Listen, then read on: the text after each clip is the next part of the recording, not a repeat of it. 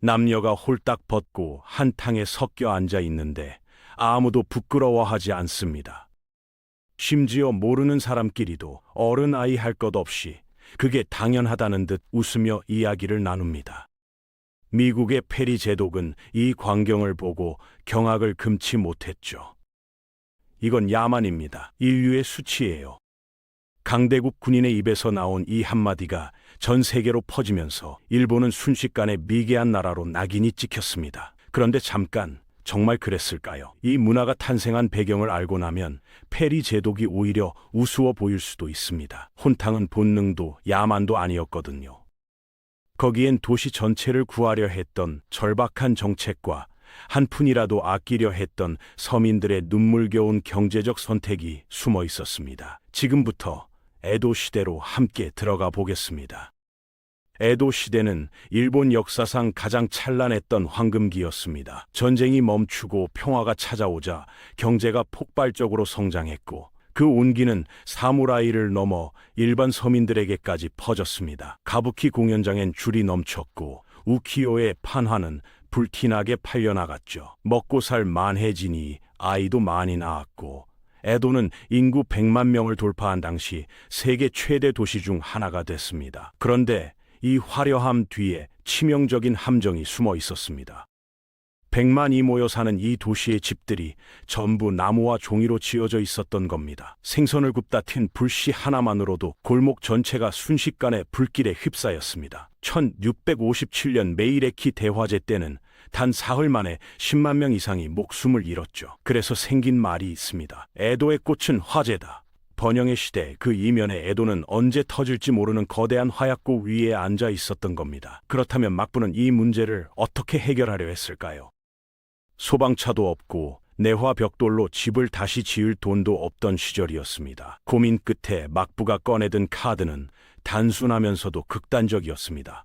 불을 쓰지 마라. 밥 지을 때를 제외하고는 집 안에서 절대 불을 피우지 말라는 금령이 내려진 겁니다. 얼핏 들으면 말이 되는 것 같죠. 불이 무서우면 안 쓰면 되니까요. 그런데 이 법령은 서민들의 삶을 완전히 뒤흔들어 놓았습니다. 따뜻한 물 한 대야를 데워 몸을 씻는 것조차 법을 어기는 행위가 돼버린 거니까요.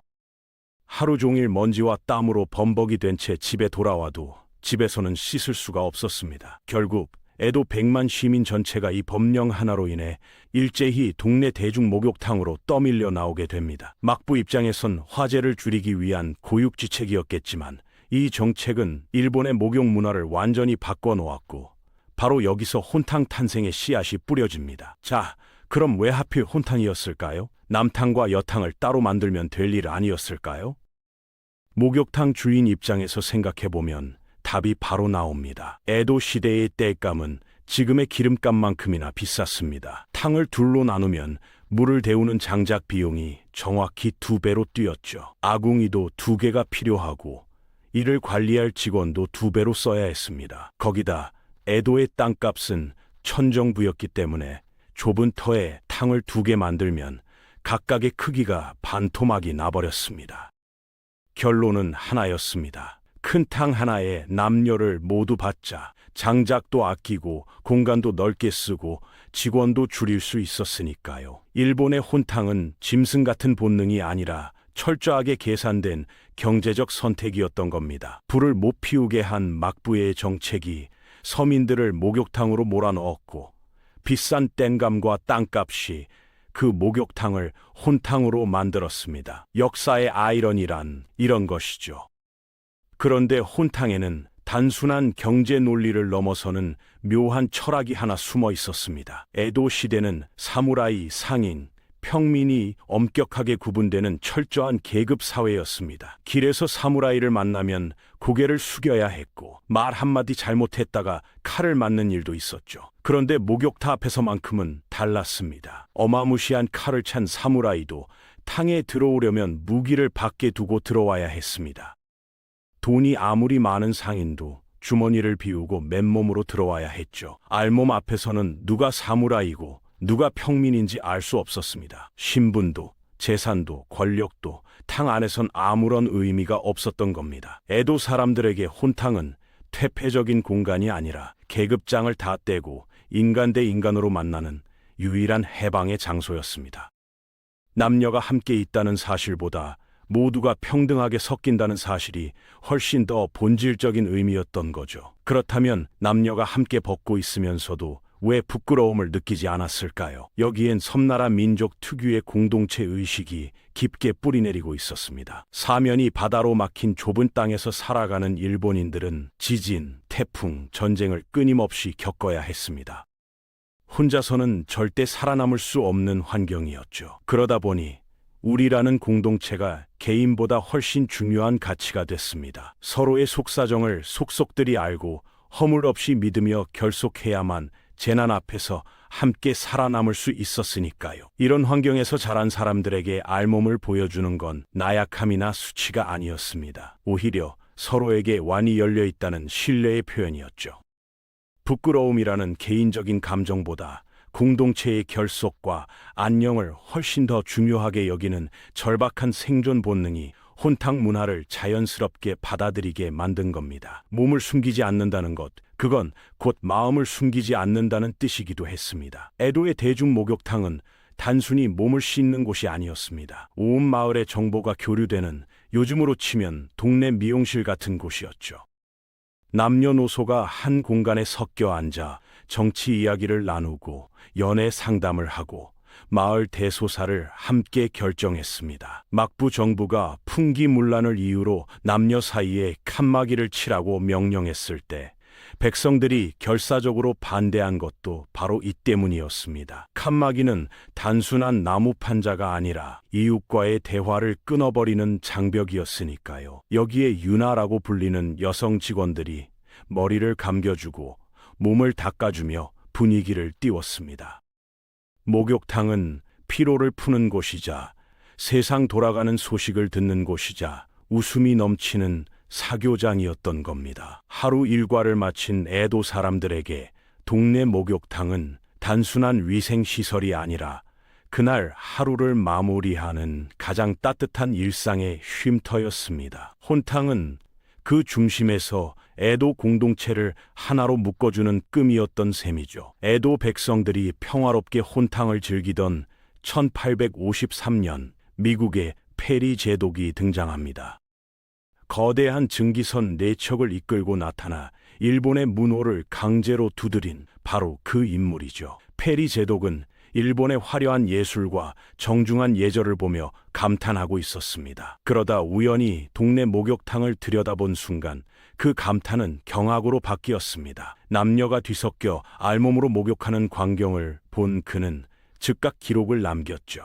인류의 수치이자 야만인의 풍습이다.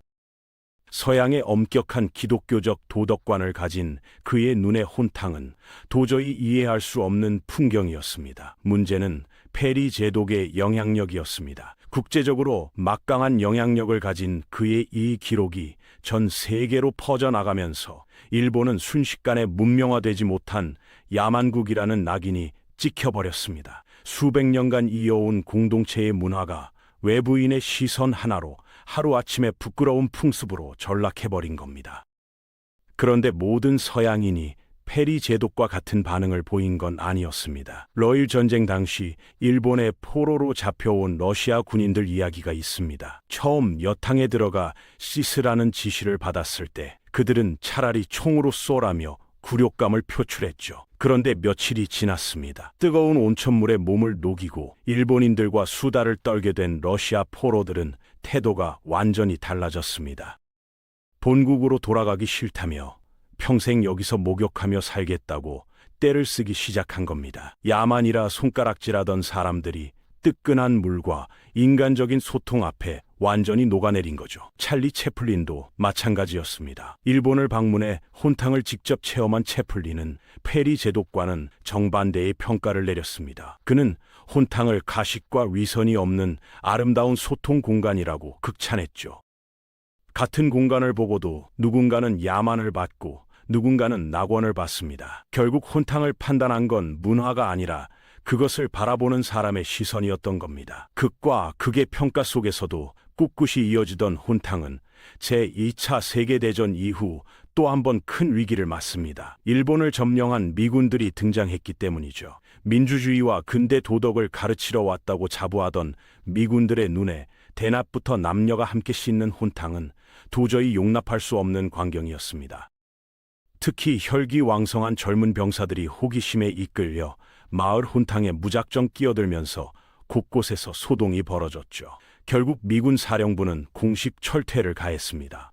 미국인의 품위를 지키고 서양의 도덕을 따른다는 명분으로 소속 장병들의 혼탕 출입을 전면 금지한 겁니다. 외부의 군사적, 문화적 압력이 수백 년을 이어온 일본의 목욕 문화를 또다시 흔들어 놓았습니다. 페리 제독의 비난으로 시작된 외부의 시선이 이번엔 점령군의 명령이라는 형태로 혼탕을 옥죄어온 겁니다. 문화란 때로 전쟁보다 더 강한 힘으로 억압받기도 한다는 걸 혼탕의 역사는 고스란히 보여주고 있었습니다. 그렇다면 지금의 일본 목욕탕은 어떤 모습일까요? 현대 일본 목욕탕에는 외국인들을 당혹스럽게 만드는 독특한 풍경이 여전히 남아 있습니다. 반다이라고 불리는 관리인이 높은 의자에 앉아 남탕과 여탕 양쪽을 동시에 내려다보는 구조가 그것입니다. 여성 직원이 남탕 문을 벌컥 열고 들어와 청소하는 장면은 외국인들에게 엄청난 충격을 안겨주죠. 또 하나, 문신이 있으면 무조건 출입이 금지됩니다. 과거 혼탕을 장악했던 야쿠자를 내쫓기 위해 만들어진 규칙인데 지금은 귀여운 나비 문신을 한 외국인 관광객들까지 쫓겨나는 웃지 못할 상황이 벌어지고 있습니다. 더 큰 문제는 물속에서 여성들을 몰래 훔쳐보는 이른바 악어족들이 기승을 부리면서 혼탕의 본래 취지가 심각하게 훼손되고 있다는 점입니다. 젊은 세대의 프라이버시 중시 문화까지 더해지면서 현재 일본의 혼탕은 시골 산골이나 일부 고급 여관에서만 겨우 명맥을 잇고 있습니다. 에도 시대 100만 시민의 해방구였던 혼탕이 이제는 사라져가는 풍경이 되어버린 겁니다. 화재를 막으려던 막부의 절박한 정책에서 시작됐습니다. 장작값을 아끼려던 목욕탕 주인의 경제적 선택이 더해졌고 공동체를 중시하는 섬나라 사람들의 정서가 그것을 자연스럽게 받아들였죠. 그렇게 탄생한 혼탕은 페리 제독의 비난도 미군의 금지령도 버텨냈습니다. 하지만 결국 현대의 프라이버시 문화와 일부 몰지각한 행위들 앞에서 조용히 역사 속으로 사라지고 있습니다. 알몸으로 만나 허물없이 소통하던 공간이었지만 타인을 배려하는 최소한의 에티켓이 무너지는 순간 그 문화도 함께 무너졌습니다. 하나의 문화가 탄생하고 사라지는 과정 속에는 언제나 그 시대를 살아간 사람들의 삶과 고민이 고스란히 담겨 있습니다. 혼탕도 마찬가지였습니다. 야만이 아니라 지혜였고 퇴폐가 아니라 연대였던 그 문화의 진짜 의미를 우리는 이제야 제대로 들여다볼 수 있게 된 겁니다. 여기까지 오늘 준비한 영상은 끝났습니다. 다음 시간에 다른 영상으로 찾아뵙겠습니다. 감사합니다.